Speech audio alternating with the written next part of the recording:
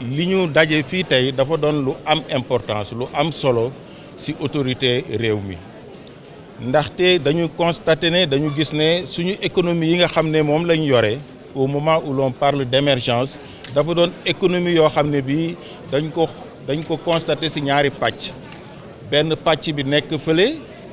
te du utiliser les outils modernes benn pàcc bi nekk fële di utiliser les outils modernes léegi nag li nga xam ne moom la daje yu mel nii di mën a faj di mën a defar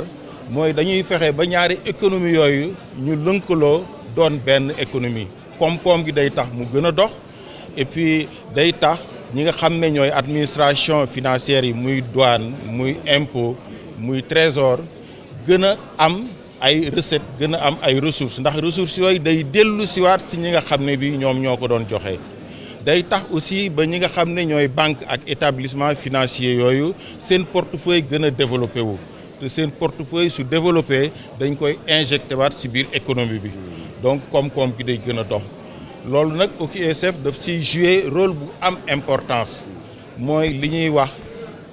éducation financière li ñuy wax aussi inclusion financière ndax dafa doon ay araf yoo xam ne bii foo ko yóbbu rek mu wuyu la fa ndax dafay fexe ba nga xam ne ndóol gi day wàññeeku day fexe aussi ba nga xam ne xëy gi dana yokk day fexe aussi ba nga xam ne bii économie bi dafay gën a développé wu. donc rôle boobu OQSF di jouer moo tax du ma guddal wax ji ndax ki nga xam ne bii moom mooy diriger OQSF moom mooy secrétaire exécutif bi lu ñu décider ci conseil d'administration bi rek moom moo koy rendre concret mi ngi fii taxaw tey je crois que dana ci gën a sori incha allah. am nañu mbégte ànd ak observatoire tey ak kilifa yi nga xamante ne ñoo ko seq pour ñëw mën a waxtaan ak nit ñi ci thème boo xamante ne dafa intéresser le secteur informel. secteur informel lu tax ñu wax ko importance bi mu am ci suñu dëkk la ak économie réew mi kon dafa mel ni lu ëpp ci opérateurs yi dem na ba 70% wala lu ko ëpp ñooñ ci secteur boobu la ñuy yëngatu donc mënoo développer le pays te waxoo ak ñooñu kon loolu moo tax ñu seet nan la ñuy def pour suqali ñooñu pour suqali leen nag. mooy produit yi nga xamante ne état def na ko yëpp base bi mooy il faut nga formaliser et pour ce faire chambre de commerce def na ay taxawaay yoo xamante ne ku fi ñëw ci benn waxtu wala ci benn jour mën la créer entreprise loolu am na solo parce que amu fi woon ay jéego la lépp li ci aju muy ay NINEA muy carte import export muy registre de commerce et cetera loolu lépp ñun mën nañ ko defar ci te loolu lépp ay services la ñuy mettre à la disposition du secteur informel njëriñ bi nga xamante ne nag daje bi am na ko. mooy l'observatoire ak kilifa yi ko séq tàmm nañu chambre de commerce pour gën a lancer pour jéem a sensibiliser nit ñi pour ñu gën a góorgóorlu ci loolu en tout cas encore une fois les acteurs a ngi fi te ñooñu tamit dinañ gën a sensibiliser seen i membres pour ñu xam ne loolu mooy yoon wi ñu mën a jaar pour mën a accéder ci financement parce que ñun sax dañu am difficulté bu fekkente ne am nañ ay partenaires yu jógee à l'extérieur bëgg a liggéey ak ñoom mënoo liggéey koo xamante ne identifié woo ko te loolu rek nga ko mën a identifié kon loolu moo tax ñu jàpp ne thème bi am na solo nit ñi tamit question yu bëgg a laaj observatoire def na ay pexe yoo xamante ne panélistes yi dinañ leen ci mën a tontu kon li ci des rek mooy yendoog ñun poser question yi seet daal na ñuy def ba gën a mën a suqali le secteur mais pour mën a bénéficier aussi ci produits yi nga xamante ne état du Sénégal def na ko produits yooyu mën naa ko citer. commande bi nga xamante ne commande nationale bi ndax gis nañu menuisier ébéniste yi doon nañu am problème pour seen produit ñu jël ko léegi nag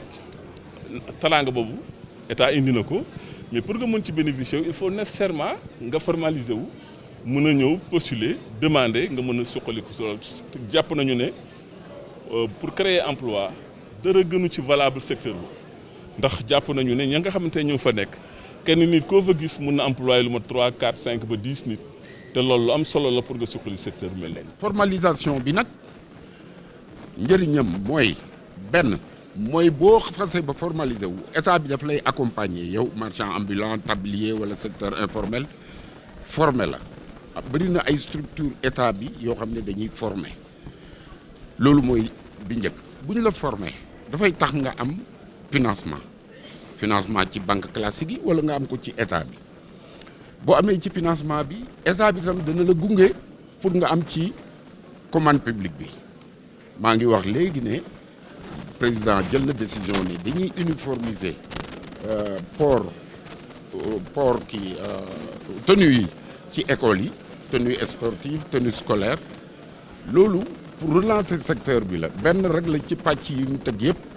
pour que secteur bi ñu accompagner leen beneen bi ci des mooy dañuy accompagner secteur informel bi pour ñu maîtriser marché yi les marchés extérieurs kuy uti marché waxatuma commande publique bi kuy uti marché États-Unis dans le cadre de l'AGOA wala ci beneen pays ASEPEX muy agence ci état bi daf lay gunge defaral la sa produit ba nga xam ne bu duggee ci marché boobu dina jar fexe ba ci foire yi nga nekk fa donc beneen aspect bi ci formalisation bi mooy da ngay am couverture sociale ñi ci yëngatu yëpp dañuy am couverture sociale parce que boo formalisé woo rek di nga commencé ñi ci yëngatu ñu am protection sociale. ndaje bi dafa ñëw ci heure am ndax tey jii nii lii benn pas la pour jëm ci formalisation du secteur informel nga xam ne lu ñu yàgg xaar la ndax ñun dañu jàpp ni ñun comme ni ko enquête yëpp waxee muy ANSD plus de 90% de la population active ñi ngi nekk secteur informel boo xoolee li nga xam ni moom la fonction publique jël ak privé bi yëpp matuñu 1 million tey boo demee secteur informel lu ëpp ñeenti millions ñi ngi fay nekk di xëy di contribuer lu am solo ci koom-koomu réew mi kon dafa jaadu état jéem a xool naka la ñuy mën a gunge pour ñu mën a dem ci formalisation ndax lu ma yàgg a wax la ni mooy secteur informel am na nu ko état di ko exploiter danañ accélérer li nga xam ni moom mooy plan Sénégal émergent ndax croissance bi liñ ciy contribuer bari na mais dafa am loo xam ne dafa des il faut que tamit état dugal ci loxoom banques yi ñëw dugal seen loxo su ko defee daal dinañu mën a fexe ba suñu liggéey bi ñu mën a jóge ci niveau bii ñu nekk dem ci beneen niveau ndax comme ni nga ko wax secteur informel daanaka école la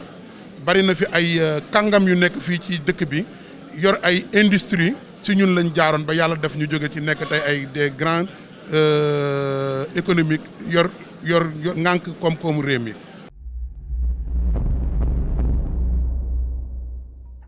cheetetetet mais yow sawaay yow fu ñu la fekk yaa ngi ci kanamu ordinateur bi wala sa kanamu tablette ba sa téléphone portable lu xew mais damay lire ay information